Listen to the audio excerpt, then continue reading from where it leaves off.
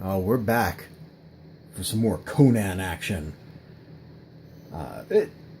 These are good. This is good stuff. This one is a more fun book than that one, I think. But yeah, let's talk about Swords in the Night first. So Conan goes to a royal court. He's carrying a message. Yo, your son-in-law. He's under attack. Send troops, yo. The royal court there, wants him to stick around. I mean, he doesn't, because he's Conan. He takes the money and goes. Meanwhile, some guy that wants revenge on Conan stalks him down, chases him to the town where he just blew all the money he made. He runs away, goes back to the city where he started out at before, like the one that sent him to that king's palace. Runs into Red Sonja. There you go, now you can see it. Runs into Red Sonja. There's lots and lots of fighting. It's almost all really good. The art's nice. There's lots of dynamic stuff. I mean, yeah, you get the occasional like flat angle here. Look at this. That's not flat. That's not flat. This is flat, but it's okay because there's so much dynamic stuff happening. Oh yeah, Conan, man, him and this dog. Everybody leaves him alone. Shut up, dog. Woof, woof, woof, woof. He throws his cup at the dog. Apparently she tried to kill him or something with a cursed amulet or armlet. I don't know. That's in some other issue. But Conan eventually gets his final duel with this dude. He's called the Vulture. He's got another name. It doesn't matter. Naturally, Conan wins the duel, and the Vulture's head goes to his barbarian warlord king. And, yeah, nobody likes it. Some of the writing I really liked. I don't know how much of it comes out of like actual stuff that Howard wrote, but some of the stuff is good. I really liked the way this ended. I've already spoiled the story. It's a 30-year-old story. I'm sorry. If you don't want a 30-year-old story spoiled, why are you watching a review of it? Suddenly, all mood of pomp and triumph is gone. With a strangled cry, his face purple with rage, his glory turned all at once to tinsel and dust. Yezdegerd lurches unsteadily to his feet, even as the pungent scent of herbs and preservative spices fills the air. For the shadow of the Vulture shall never fall again upon the taunting walls of Makalet, and all the somber war camp out of... Oh man, I totally messed it up. And all the somber war camp out of Turin recalls the much-touted, oft-quoted words of Mikhail Oglu concerning a certain black-maned barbarian. If I bring you not his head, I give him leave to send you mine. That was fun to read, man. There's something to be said for prose that's a little bit overwrought. Now, the dude, when he first shows up, the Vulture here, look at that. I thought I had just read the other book, actually, first. So I thought, oh, this dude's like a god or so, something showing up here. Like, look at him. And then I actually read the text, and no. Mikhail Oglu, most noted slayer in a nation of slayers. Mikhail Oglu, called the Vulture. I am here, my prince. Not even the fierce tempests of the inland sea could keep me long from your side. Better to have you at my side, old friend, than at my back. I like the writing in this one. I thought the story wasn't so great. It's that tale of revenge, one guy chasing somebody else down. Usually I like revenge stories. This one didn't really work for me too much. We're going to look at the other one now. And I got to say, I feel like there's a little bit of false advertising here, even though I really liked it. The devil god of Baal Sagoth. We never really meet a devil god, but the story is called The Gods of Baal Sagoth. So, it starts out, Conan is killing everybody on a boat. One of the dudes is a Norseman, a Veneerman.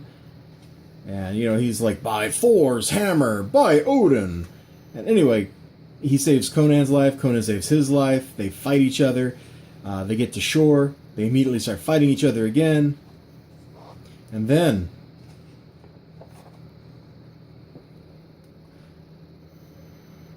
Bragg's blood, did you hear that inhuman screech? Some fiend of the forest. Perhaps devil's reign here, and this is the gate to hell. If it is man, then there's the gatekeeper. So of course they fight the giant lizard dinosaur thing. Turns out that this lady. She's a Veneerman, or she's from Veneer too, or Vanaheim, and like her dad was a bandit. She somehow ended up on this place, and they thought she was a god, so she ran the country. Then the high priest was like, "No, that's my job," and killed all her followers and exiled her. And so now she's back with Conan and the dude. There's a dude. And so the king's going to fight, because there's like laws about this stuff and blah, blah, blah, blah, blah, blah. It doesn't really matter. But you can tell something's weird about this dude, Vertorix, when he shows up. Because look at this. The first time he and Conan are in a panel together, the high priest is behind it. Here they're fighting. The high priest is behind it. Now you're thinking, oh yeah, that's just like some dramatic license. No, no, no, no, of course not. The high priest, look at the sweat on his brow, is controlling him. There's nobody there. That's not a person. It's just an empty suit of armor. Ugh. So we never really meet the devil god of Baal Sagoth, but boy, we get a great magic fight. It's no wonder Conan hates magicians. I'm not going to spoil what happens at the end of that for you. I spoiled this book already, so I'll leave you one that's kind of unspoiled.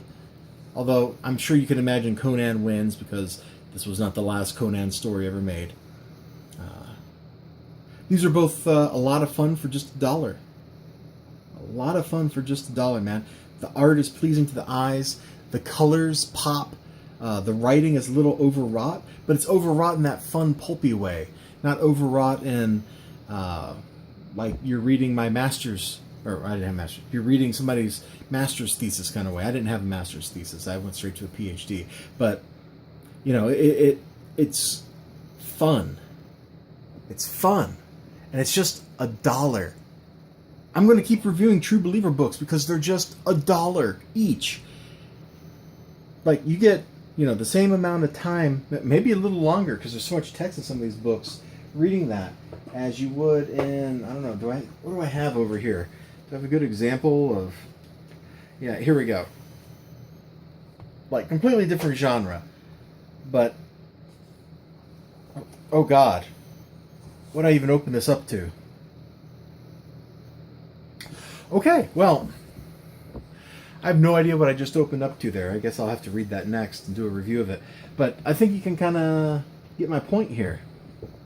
These are a deal. $1 each. That other book was like $4 or something, and who knows what I just stumbled into. That didn't even look that fun to look at. Why did I buy it? Who knows? Because I buy weird stuff sometimes. Because I appreciate weird stories and weird comic books and all that. Variety is the spice of life. Anyway, I'm going to let you go. True Believer $1 reprints. If you're not checking these things out, I'm not sure what's up with you. Maybe Conan's not really your jam. You know, maybe you already know that. But if you've ever thought, you know, I'd like a good fantasy story, a good solid tale. These are self-contained stories. I mean, there's stuff that happens before and stuff that happens after, but the story itself is self-contained. You don't need any of the preceding or following material to understand and appreciate the story that you're presented with. Take it easy, everybody. Bye-bye.